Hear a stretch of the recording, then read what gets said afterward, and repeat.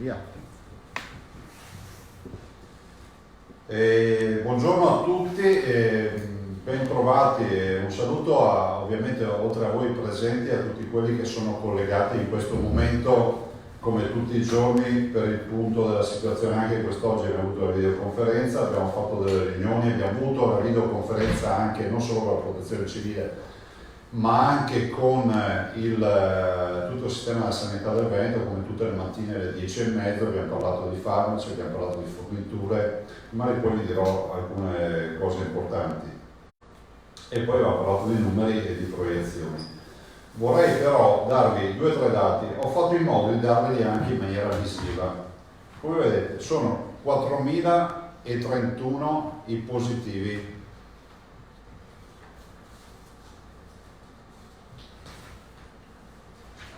Le persone in isolamento in Veneto in questo momento sono 12.432. Le persone in terapia intensiva sono 236 e i ricoverati 1.070. 1.070, ricordatevi questo dato. I decessi 131. Allora, stiamo crescendo, se anche in maniera non rapidissima, ma voi lo vedete, oggi siamo 236 persone in terapia intensiva, ma volevo soffermarmi assieme a voi su questo dato. 1.070 è un grande ospedale hub. Anzi, direi che è un grandissimo ospedale hub, cioè noi abbiamo ormai pazienti ricoverati in infettive, in semi-intensiva, in intensiva, che cubano un grande ospedale hub, 1.070 persone. Lo dico perché c'è qualcuno che forse non si è reso conto della gravità di quello che sta accadendo. Lo dico perché quando siamo chiamati giustamente dal governo a identificare dei Covid center, cioè dei ospedali Covid nel territorio, lo facciamo perché solo all'inizio abbiamo 1.070 persone ricoverate. Ciò vuol dire 1.070 letti rubati dalla degenza ordinaria, portati via più che rubati, sottratti alla degenza ordinaria e dedicati a una tecnologia che mai avremmo pensato di avere. Questa in epidemiologia in clinica si chiama epidemia, pandemia. Questo è il risultato dell'epidemia. Aver già 1.000 persone in ospedale che devono essere curate e molte delle quali purtroppo perdono la vita. Di queste 1.000 persone, l'avete visto, 236 sono in terapia intensiva, vuol dire che un quarto dei ricoverati in Veneto finisce ad essere intubato. 131 mi sembrano, se non ricordo, i morti, il che vuol dire che il tema della mortalità è un tema importante, è un tema che pesa nel nostro paese per tutta una serie di ragionamenti che non sono solo dietrologie, ma che sono anche rappresentate dal fatto che l'età media dei cittadini è molto più alta che in altri paesi, quindi non si può fare il raffronto della percentuale di mortalità nostra con quella di altri paesi, perché se l'età media degli altri paesi è più bassa, noi avendo l'età media più alta, è noto al mondo, abbiamo più persone che sono esposte a rischio di questa patologia, la mortalità, perché sono persone più fragili. Guardate, noi non è che giochiamo a Monopoli quando decidiamo di chiudere un ospedale, di contrarre l'attività o quant'altro. Siamo invece coscienti del fatto che forse la storia dovrebbe registrare, voi ne sarete giusti testimoni, che questa è un'evoluzione giorno dopo giorno. Quando arriveremo alla fine capiremo se ha avuto un senso fare questo ragionamento oppure no. Mi spiace per le difficoltà, i disagi che stiamo creando ai cittadini, ma i cittadini devono sentirsi parte di questa squadra. Non è che ci divertiamo a chiudere Schiavonia, Sant'Orso o Vittorio Veneto o Villa Salus o Villafranca o San Camillo o Jesolo o gli altri che ho dimenticato. Abbiamo semplicemente la certezza che quando arriverà l'onda, seppur in crescita graduale, costante, non così emblematica, forse in virtù anche del fatto che abbiamo fatto delle scelte in virtù della nostra organizzazione territoriale, del nostro territorio, diciamo che ci hanno aiutato, che sono quelle dei tamponamenti. Quando tu vedi che hai 12.000 persone isolate, vuol dire che sono state intercettate col sistema dei tamponi. Allora, su questi ospedali, ovvio che noi dobbiamo contrarre l'attività, in alcuni casi chiuderli. Adesso stiamo valutando, spero si riesca a trovare una soluzione per Vittorio Veneto in particolar modo e per Sant'Orso, e di mantenere aperti i punti nascita, ma lo faremo solo nel momento in cui si riesce a garantire un accesso dedicato, un isolamento totale del punto nascita e che ci sia in sala parto anche l'aspetto del chirurgico riferito alle eventuali cesarie. Questo lo diciamo a mettere in sicurezza coloro che devono partorire. Leggo da qualche parte che c'è qualche esperto dell'ultima ora che ipotizza che si potrebbero prendere gli ospedali chiusi, dedicarli ai Covid e quindi gli ospedali, allora sentite, se l'avessero chiesto a me, come tutti i cittadini avrei pensato, no? Se fossi semplicemente un uomo della strada, on the main road, avrei detto, beh, sentite, a me sembra logico, abbiamo degli ospedali nuovi dedicati alle cure normali, prendiamo quelli vecchi chiusi, li riapriamo e li dedichiamo ai Covid. Ma non è logico dal punto di vista clinico, prima di tutto perché dobbiamo dedicare staff professionali che non possiamo polverizzare in questa maniera, perché ricordo che molti ospedali chiusi da riaprire hanno pochi posti letto. 2, abbiamo la necessità quindi di concentrare i professionisti, soprattutto gli intensivisti, in un momento nel quale i medici mancano. 3, c'è un piccolo particolare. Questi pazienti, lo dico a coloro che fanno le lezioni ma non sanno neanche di cosa stanno parlando, questi pazienti sono, ad esempio, i nostri pazienti in terapia intensiva, dei grandi utilizzatori di ossigeno. Si dice che consumino rispetto a un paziente normale in terapia intensiva anche 20 volte, 30 volte di più di ossigeno. Cioè vuol dire che il gas fluttua per gli impianti 20-30 volte di più in quantità.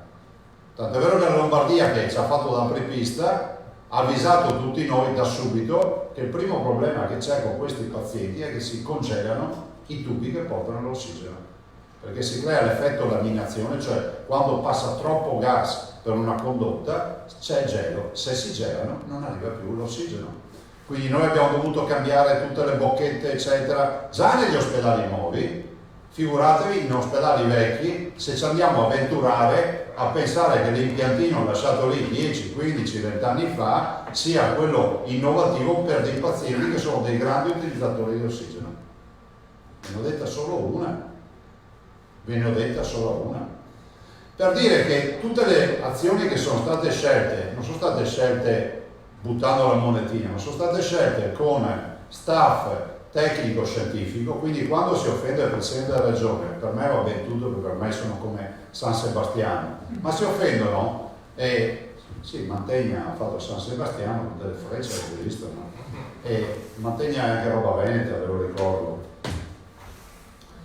Vi dico che dietro alle decisioni, le ordinanze e le scelte che facciamo non c'è solo un board di governo, ma c'è un comitato scientifico che valida, propone e decide. Questo è fondamentale dire. Qualcuno dice che dovevamo fare la scelta del capannone. Non è, con la carenza di strutture, oggi c'è la difficoltà dell'approvvigionamento, vengo agli approvvigionamenti. Siamo in emergenza totale rispetto agli approvvigionamenti. Siamo in emergenza totale rispetto agli approvvigionamenti, che vanno dallo schermo, dalla visiera, alle mascherine, ai ventilatori e anche ai farmaci. Mi assumo la responsabilità di quello che dico. Non ci servono professionisti ve lo dico io cosa sta accadendo negli ospedali, visto e considerato che passiamo tutti noi praticamente giornate intere a chiamare il mondo. Avevamo un carico che doveva arrivare dalla Svizzera di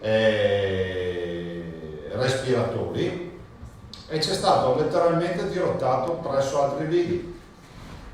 Stavamo comprando degli aspiratori in Cina e ci è stato letteralmente soffiato da chi può permettersi di arrivare con la valigia, con i contanti e a pagare, perché questa è la verità. Un invito peraltro che faccio alle forze, voi sapete la stima che ho per la Guardia di Finanza e cosa penso della loro, come si può dire, ineccepibile e utilissima attività. Dobbiamo scovare tutti quelli che se ne approfittano in queste ore di questa emergenza. Noi partecipiamo a trattative per mascherine che partono a €1 e alla fine dobbiamo lasciare la trattativa e si arriva anche a 4-5 euro. Perché diventa immorale e poi diventa anche pericoloso riuscire a comprare, perché tutti chiedono ormai il pagamento anticipato al 100%, senza gara, senza niente, senza prezzo di differenza. Questo è il mercato nel quale ci troviamo a ragionare. Noi viviamo l'angoscia dei nostri medici che sono costretti a utilizzare i dispositivi che hanno, ancora ce ne sono, anche che oggi arriveranno altre 200.000 mascherine che distribuiremo PF2 e chirurgiche nei nostri ospedali, ma guardate che siamo sempre sul filo della rasoio. Allora, guardate, sapete perché ve lo dico? Perché spesso vedo dei video sui portali, no? Sui social, che peraltro non riguardano neanche il Veneto, per essere sincero, al momento, e vedo, qualche volta mi capita di vedere qualche professionista che fa la lezione al mondo di cosa significhi non avere i dispositivi. La lezione funziona se si dice qual è la realtà. La realtà è che non ce ne sono in giro per il mondo. Sarebbe gravissimo che ci fossero e qualcuno non li compra, perché non può passare l'idea nel cittadino che tu non hai la mascherina perché c'è qualche lazzarone che non te l'ha comprata. Noi non riusciamo a comprare. Ficcatevelo in testa, e se continuerà così sarà sempre più tragica la situazione. Anche questa mattina mi ha chiamato un grosso industriale del Veneto, e non sono autorizzato a dire il nome, che sta pensando a produrre mascherine. Anche lui dice: non le farò omologate, però cercheremo di fare qualcosa. Questo non è uno straccio di carta, questa non è un'operazione di marketing che stiamo distribuendo. Questo a tutti gli effetti, per legge, articolo 16 del decreto approvato, è un elemento di un dispositivo di protezione individuale non medico, che ha un filtraggio garantito secondo le certificazioni che ha questo prodotto e che peraltro è in attesa del riconoscimento di diventare anche chirurgico, quindi di andare parallelamente alla mascherina chirurgica. Punto. Non devo io fare la difesa di questo prodotto, però questo vi spiega perché abbiamo dovuto, poi come si può dire, il merito diventa una colpa per qualcuno, perché c'è sempre qualcuno, no? Quando io ho fatto la famosa operazione del Prosecco, tutti partivano dal presupposto che dovessi avere dei vigneti.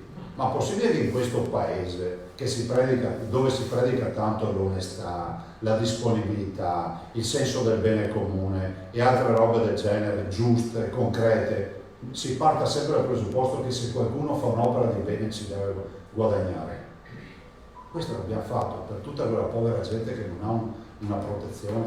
Anche questa mattina, sono venute qui 2 pattuglie o 3 della polizia, si sono fermate qui a chiederci questi.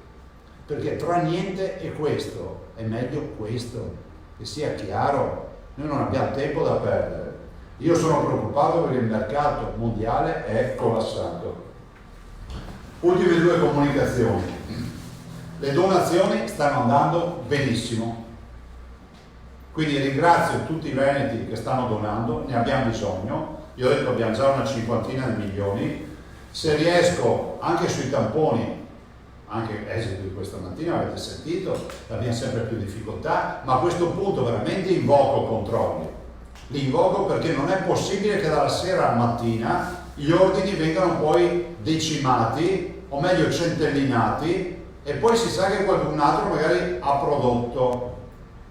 E mi fermo qui, perché se il gioco è quello di avere un cartello sul mercato, vi garantisco che farò di tutto per romperlo io sto cartello. Non è possibile che i tamponi dalla sera alla mattina comincino a diventare introvabili. Ci stiamo attivando anche con i test, ne abbiamo ordinati 100.000, ce ne hanno regalati altri 100.000, non la ditta che ce li ha venduti, un privato, ne compreremo ancora, però voglio ricordarvi che test e tampone si integrano, ma non sono la stessa cosa, perché il test trova gli anticorpi al virus presente, il tampone riesce ad arrivare un istante prima, cioè ti trova il virus in assenza di anticorpi.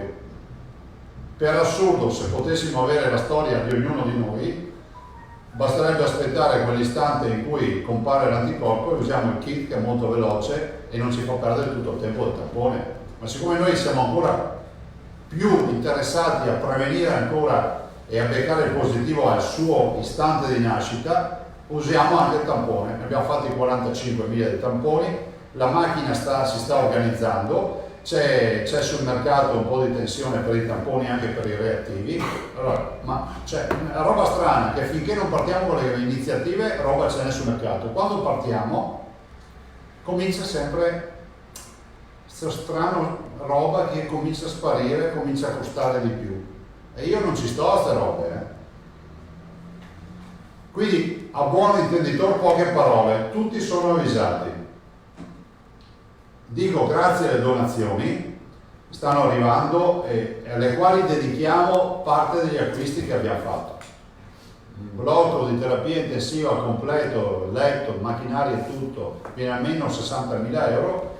Chi mette 60.000 euro avrà la sua postazione e potrà dire io ho regalato una postazione. Però voglio ringraziare oggi una persona in particolare, ci siamo sentiti, pensate, ieri mattina in maniera molto veloce, e lui ama il Veneto, questa persona e la sua famiglia, sono molto legati al Veneto, ho insistito io per poter dare comunicazione, non voleva, e mi ha chiesto di come stanno andando le cose e si tiene costantemente informato su questo, mi ha detto quali sono le necessità, gli ho detto guarda, noi abbiamo bisogno di comprare macchinari, se hai macchinari o qualche contatto è come fosse ossigeno per noi, no?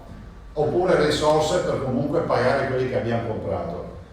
E questa persona è Ennio Doris e ieri ha versato 5 milioni di euro alle casse della regione per sostenere le iniziative sul coronavirus. Io penso che al dottor Doris debba essere riconosciuta la stima e ringraziamento da parte di tutti i veneti per quello che ha fatto, per il grande segnale che ha fatto, che avrà un duplice effetto.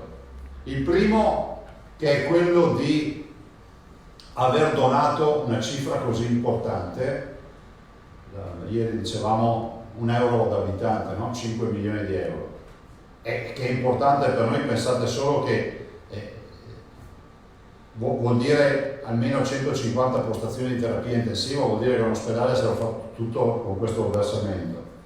Dall'altro è un grande apripista, perché io immagino che apra la stura poi a tutta una serie di imprenditori che sono assolutamente, come si può dire, stimolati a seguire questa strada, una strada importante. Dopodiché non importano le cifre, però penso che la macchina veneta si sia sempre distinta nelle tragedie. Questa è la più grande tragedia che abbiamo toccato, quindi un ringraziamento veramente di cuore al dottor Doris, a tutta la sua famiglia per questa scelta. E qualcuno dice sempre, ma tanto versano perché hanno i soldi. Io ne conosco tanti che hanno i soldi e non versano mai niente. No? 5 milioni di euro sono comunque 5 milioni di euro. Girateli come volete, potete essere ricchi quanto volete, ma sono sempre 5 milioni di euro. E non aggiungo altro. Quindi veramente un ringraziamento al dottor Doris e ripeto alla famiglia, perché è stata una scelta di tutta la famiglia di fare questo versamento. E vi dirò che lui si è assolutamente messo a disposizione, ci siamo sentiti un paio di volte ieri, con una umiltà e un amore nei confronti del Veneto, e mi ha detto mi sono Veneto e voglio essere a fianco ai miei concittadini e voglio fare qualcosa a favore della mia terra. Lo conoscete, lui è un filantropo ormai riconosciuto, però 5 milioni di euro non ce la saremmo mai aspettata. Ultima comunicazione ragazzi, ogni impegno è un debito, no? Si dice. Ho firmato l'ordinanza questa mattina, quindi da domani cambiano alcune cose, o meglio, da ora cambiano alcune cose. Al fine di evitare non indifferibili e urgenti assembramenti idonei a determinare la diffusione del contagio, sono chiusi all'accesso di persone, parchi e giardini pubblici o aperti al pubblico o analoghi ambiti che si prestino all'intrattenimento di persone per attività motoria di qualsiasi natura, siti nel territorio regionale. Scusate, leggo male perché non vedo bene. L'uso della bicicletta anche a pedalata assistita o di analogo altro mezzo di locomozione, quindi monopattino, cavallo, skiboard, tutte queste robe, skiboard, tutte queste robe qua, e lo spostamento a piedi in tutto il territorio regionale nei centri urbani e in territorio extraurbano sono soggetti alle limitazioni previste per gli spostamenti del combinato articolo 1 del decreto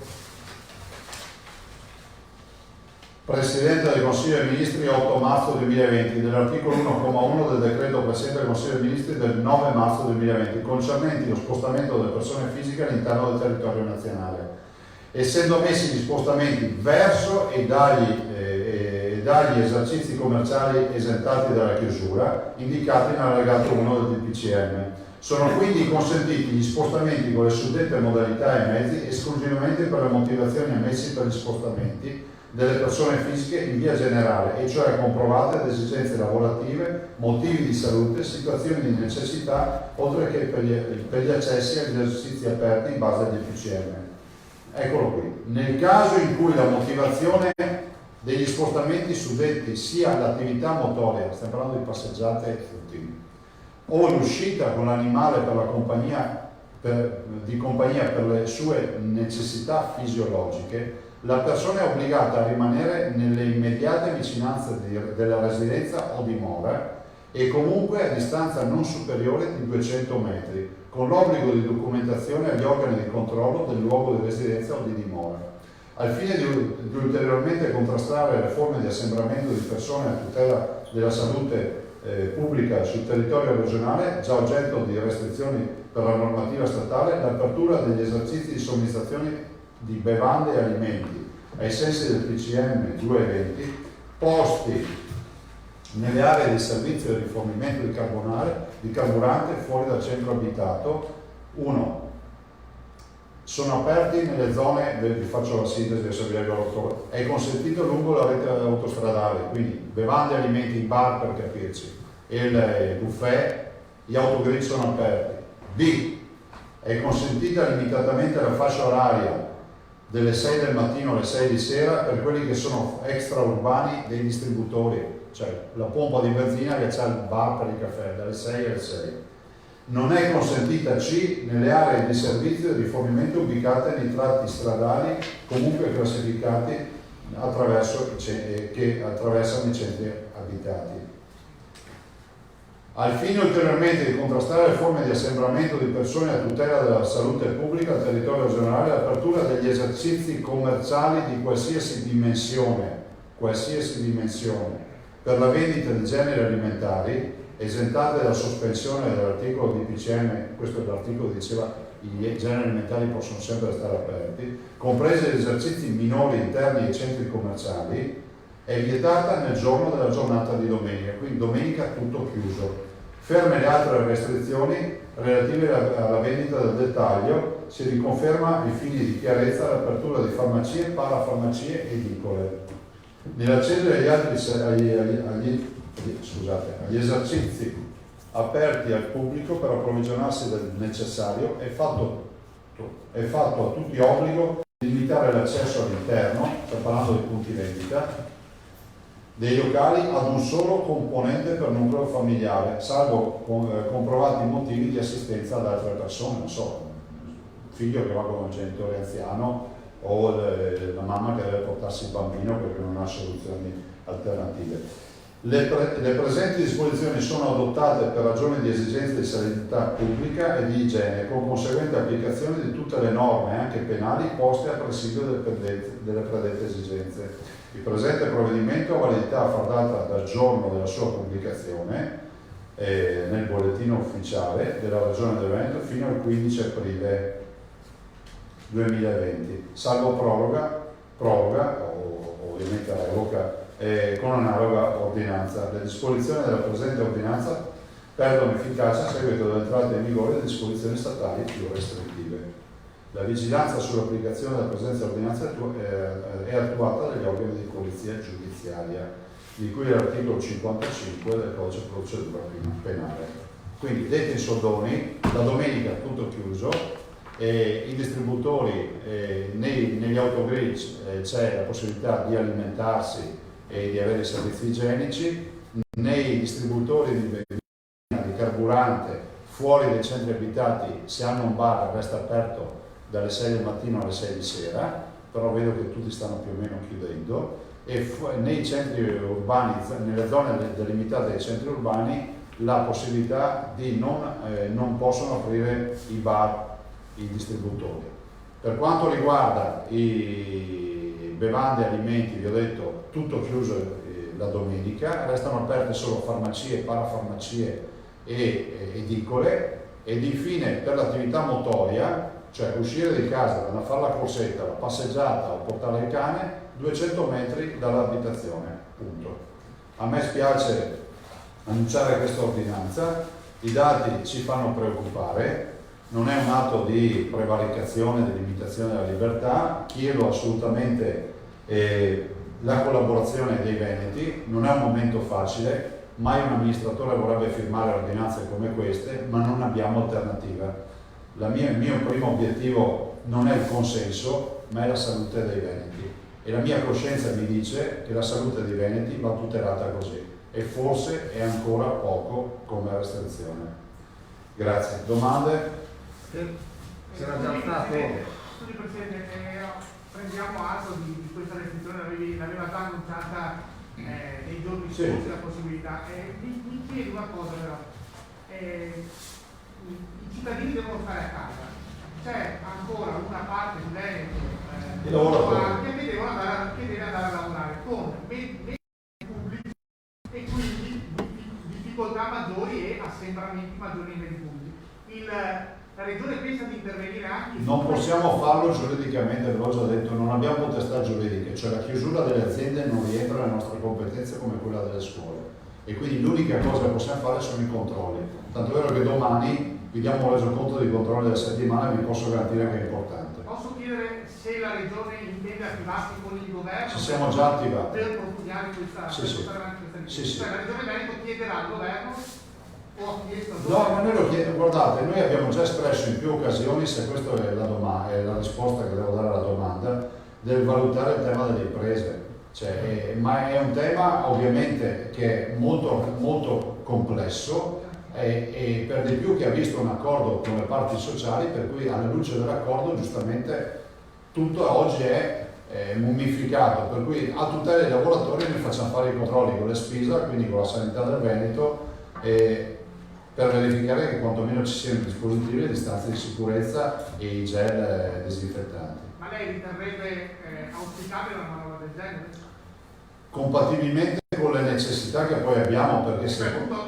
Fatto salva, dico il... Ma guarda, io penso una cosa onestamente, onde evitare di star lì a sparare titoli, penso che è inevitabile che molte aziende hanno chiuso e chiuderanno, perché ormai le frontiere sono tutte chiuse, quindi chi ha necessità di esportare rischia di fare solo un magazzino. Vedo i lavoratori che sono angosciati, perché quello che mi arriva dal mondo dei lavoratori è l'angoscia. Vedo molti imprenditori che sono preoccupati del fatto di non capire quale sarà la direzione. Penso che prima o poi un punto della situazione anche su questo tema col governo lo dovremmo fare in maniera ufficiale.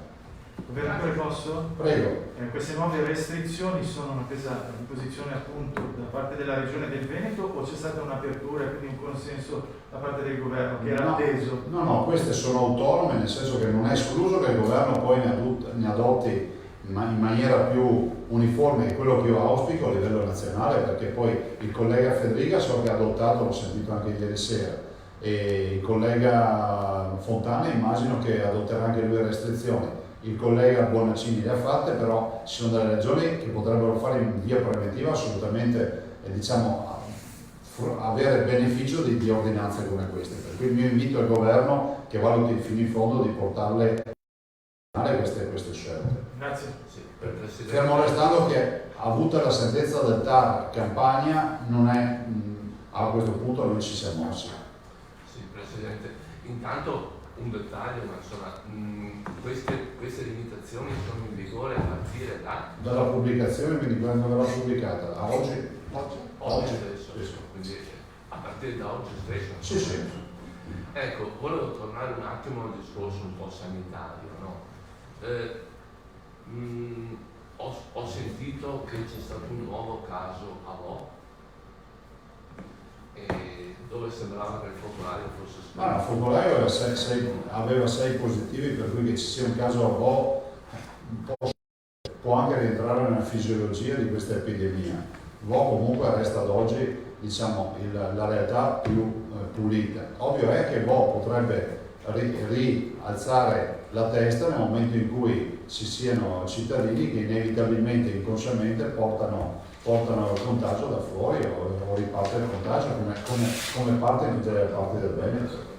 Ecco, per quanto riguarda i materiali, dove mi sembrava che tu sia molto preoccupato dalla...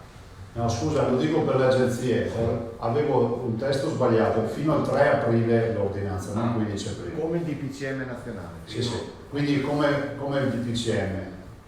Ho letto io sbagliato, scusate. 3 aprile, quindi le agenzie che batteranno la notizia fino al 3 aprile. Grazie, scusami. No, figuriamoci. No, dicevo, mi sembravi molto preoccupato sul fronte dell'approvvigionamento di materiali, no? Sì, in particolare... Preoccupatissimo. Ecco, in particolare, questa scarsità di farmaci. Ieri c'è stata proprio una nota anche a livello nazionale, mi pare anche AIFA ha preso posizione. È una scarsità di farmaci che comincia ad avvertirsi negli ospedali? Negli ospedali no, però noi siamo preoccupati perché la chiusura delle frontiere, e diciamolo fino in fondo, il requisire tutto quello che c'è sul mercato per fare il magazzino in un momento pandemico, voi lo capite che è naturale che il magazzino del mondo non sia tarato per una pandemia, è tarato per quelle statistiche, dati statistici di influenza, di HIV, di oncologia. Oggi ovviamente lo schema si sballa, peraltro sballa con un doppio problema, che alcuni farmaci che potrebbero dimostrarsi innovativi, che stiamo sperimentando e finendo di sperimentare a livello internazionale, non hanno quelle quantità sul mercato per affrontare una mole di pazienti come questi. Cioè, si dice che nel mondo ci siano almeno 250.000 persone infettate. Cioè, voi capite che i trattamenti, se gli farmaci che oggi rappresentano una quota di mercato infinitesimale, così, cioè, a voi sembra normale leggere una notizia che se è vera, perché ormai bisogna sempre dire che se è vera, che un cargo americano è partito da Aviano con 500.000 tamponi realizzati in un'azienda di Brescia e noi non riusciamo a trovarli. L'hanno comunicato loro stessi. No, ditelo, a me non sembra normale. A me non sembra normale. Come non sarebbe normale che un cargo italiano partisse da New York o da Washington con un carico di tamponi per l'Italia portati via da un territorio che ha bisogno di tamponi. E ve lo dice un filo americano, non ve lo dice uno che c'è gli aerei americani. Però a me non sembra normale. Prima viene la salute dei miei cittadini e a me non sembra, io mi metto nei panni del collega Fontana che viene a sapere che un'azienda di Brescia, se è vero, consegna 500.000 tamponi quando noi ce li danno col contagocce. Ne abbiamo comprati 100.000, ce ne consegnano 5-6.000 ogni tanto e li abbiamo comprati in tempi non sospetti. Altro? Sì, una domanda ancora Prego. per quanto riguarda, è sempre un tema purtroppo quotidiano, insomma, le terapie intensive. Lì mi sembra che molti risultati in termini di ampliamento del servizio sono stati raggiunti, siamo a quota 825. Sì, 825, ci mancano macchine però sulle 825. Ci mancano macchine. Ci mancano un centinaio di macchine che noi abbiamo sulla carta tutte in arrivo, comprese quelle della protezione civile, ma devono arrivare. Questa mattina ce l'hanno confermate 20, l'altro ieri siamo andati a 15, però dobbiamo arrivare a queste. Devo dire che ne ho parlato anche con il Presidente del Consiglio, che oggettivamente si è interessato di questa partita, però noi ragazzi dobbiamo anche pensare che dobbiamo allestire più postazioni possibili. Abbiamo anche chiesto che ci venga riconosciuta la validità del CPAP sterilizzato, perché il CPAP viene considerato oggi un usa e getta, no, per la terapia arsenite, cioè lo usi e poi lo butti via, c'è la mascherina, sì, ho più di una mascherina. Abbiamo chiesto di poterlo sterilizzare e non ci forniscono più neanche il CPAP, che c'è la banalità delle più grandi banalità dal punto di vista di device da acquistare. Quindi perché vi ho detto tutto questo? Prima perché siamo angosciati e tirati come una corda di violino, e questo lo sapete da voi. Secondo, che capito, cioè è inutile che vedo tutti questi tutorial in TV scusate, nei social, di gente che dice non ci sono le mascherine. E, cioè, dicono assolute verità, però se omettono di dire una cosa, non ci sono sul mercato mondiale. Allora, se tu fai un video, e non sto parlando di video contro di noi, ma lo dico a tutela di tutti, se tu fai un video per dichiarare che la comunità internazionale ci sta mettendo in ginocchio è una roba, se lo fai per far credere che il tuo assessore alla sanità piuttosto che il tuo direttore generale è un lazzarone è un'altra roba. E poi altra roba che vi voglio dire, noi abbiamo offerte quotidiane di mascherine, fra l'altro io ho chiesto che vengano tutte registrate, da paura, minimo 20-30 al giorno. C'è gente la più disparata, cioè che passa da andare a fare la passeggiata col cane a grande fornitore di mascherine. Non sto raccontando balle, un giorno scriverò una storia sulle mascherine e il coronavirus. La verità è che 9 su 10 li perdiamo per strada perché non sono in grado di darci garanzie, vogliono i soldi, tutti i soldi prima, il 99% vuole tutti i soldi prima, non sono in grado di garantirci sdoganamenti, non sono in grado di garantirci la certezza che ci arrivi la merce, siamo a livelli di Rambo. Ve lo dico perché sapete ragazzi, siccome qualche giorno di marciapiede ce l'ho, allora vi avviso prima, non vi venga mai il dubbio di pubblicare qualcuno che vi dice, perché è una notizia ghiotta, avevo proposto 6 milioni di mascherine, 3 milioni di mascherine e Zaia e il Veneto non le ha volute. Perché quando avete uno che vende questa roba, me lo venite a dire, tiriamo fuori la scheda di questo tirapiedi, perché a questo punto è un tirapiedi, e vi diremo perché non sono state comprate. Vi ho avvisato, perché sono preoccupato dell'effetto che creerebbe nei cittadini. Pensare che uno ti può vendere 1 milione di mascherine e tu non le compri. Siccome vedo alcuni che hanno anche un atteggiamento non molto educato nel rispondere quando vi dici guarda, non siamo interessati a fare ste robe. Allora, perché c'è anche qualcuno che si è anche convinto che si può anche pagarle brevi in mano, così velocemente. Allora, vado al contrario dell'ordine di arrivo. Minazzi chiedeva quando arriva la pubblicazione e l'ordine. Oggi e vale fino al 3 aprile, facciamo veloci. Già risposto. La Giacomuzzo, giornale di Vicenza, i tamponi italiani partite la volta degli USA, lei ha già risposto. Sì, aggiungo una cosa, anche qui, non mettetemi in bocca robe che non ho detto. Io non vi ho mai detto che facciamo i tamponi a tutti i veneti. Quanti siete qua? 1, 2, 3, sarete una ventina. Mi avete sentito dire questo? Ho detto faremo tamponi a tappeto secondo un programma che deciderà le microbiologie del Veneto con il professor Crisanti. Punto. A questo ci abbineremo i test rapidi e sicuramente saremo più performanti. Guardate, stamattina un mio amico da Monaco mi aveva detto ma qui a Monaco sono veramente avanti, li fanno in macchina addirittura, ti fermano e ti mettono. Sì, ho capito, ma io ho detto la tabellina mondiale è questa, a Monaco non c'è neanche sulla tabellina mondiale, vuol dire che hanno iniziato stamattina.